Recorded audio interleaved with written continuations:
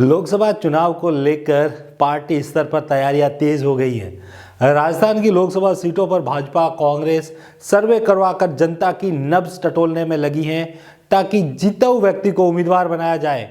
विधानसभा चुनाव में जिस तरह से कई विधानसभा सीटों पर उम्मीदवारों का विरोध हुआ था, सांचौर विधानसभा सीट पर भाजपा ने सांसद देवजी पटेल को टिकट दिया था और जिसका भारी विरोध झेलना पड़ा था, जिसका नतीजा यह हुआ कि सांसद देवजी पटेल की जमानत तक जब्त हो गई थी। जालौर में कांग्रेस की ओर से रमीला मेघवाल को टिकट देने का भी विरोध हुआ था।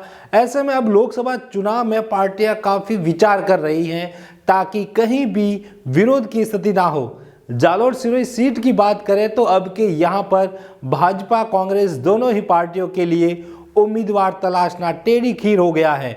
आज इस सीट का पूरा विश्लेषण करेंगे कि आखिर इस बार पार्टियों के सामने क्या क्या चुनौतियां आ रही है और पार्टियां किस तरह से इस सीट को देख रही हैं।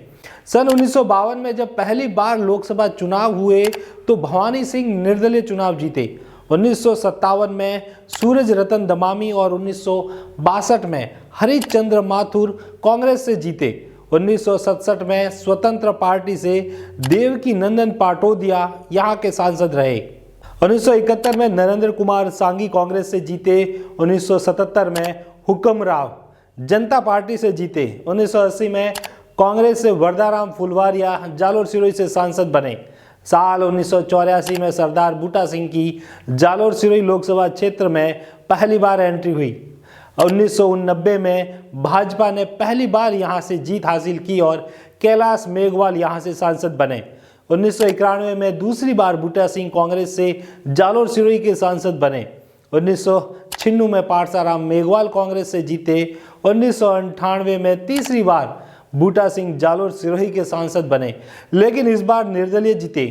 1999 में कांग्रेस ने बूटा सिंह को मैदान में उतारा और चौथी बार बूटा सिंह जालौर सिरोही के सांसद बने। साल 2004 में भाजपा की सुशीला बंगारू यहां से जीती। इसके बाद 2009, 2014 और 2019 लगातार 3 बार भाजपा के देवजी एम पटेल यहां से सांसद हैं।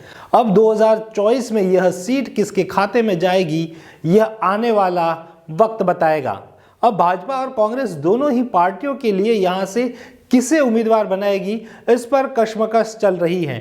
साल 2009 में जब जालौर सिरोही की लोकसभा सीट सामान्य हुई तो तीनों ही चुनाव में भाजपा ने देवजी पटेल यानी चौधरी कल्बी समाज के व्यक्ति को उम्मीदवार बनाया।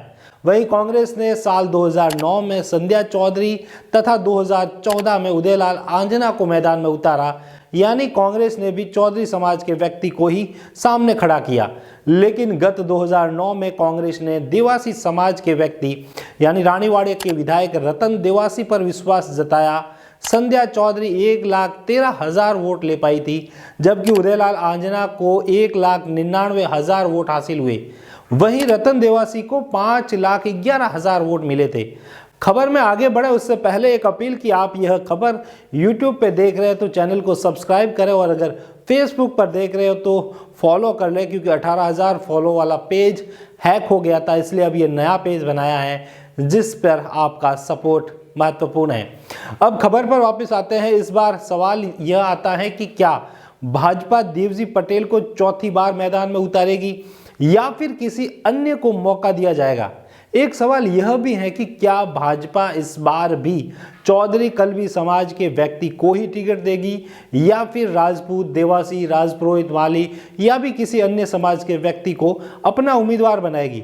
कांग्रेस ने 2 बार चौधरी समाज के व्यक्ति को मैदान में उतारा था। साल 2019 में देवासी समाज को प्रत्याशी बनाया, लेकिन वे भी कांग्रेस को जीत नहीं दिला पाए। इस बार कांग्रेस किस समाज पर अपना विश्वास जताएगी? क्या इस बार दोबारा चौधरी समाज के व्यक्ति पर दाव लगाएगी या फिर वो भी राजपूत, देवासी, राजपुरोहित, माली या फिर किसी अन्य समाज के व्यक्ति को अपना प्रत्याशी बनाकर 20 साल से भाजपा की झोली में गई इस सीट को बाहर निकाल पाएगी? यह आने वाला वक्त ही बताएगा।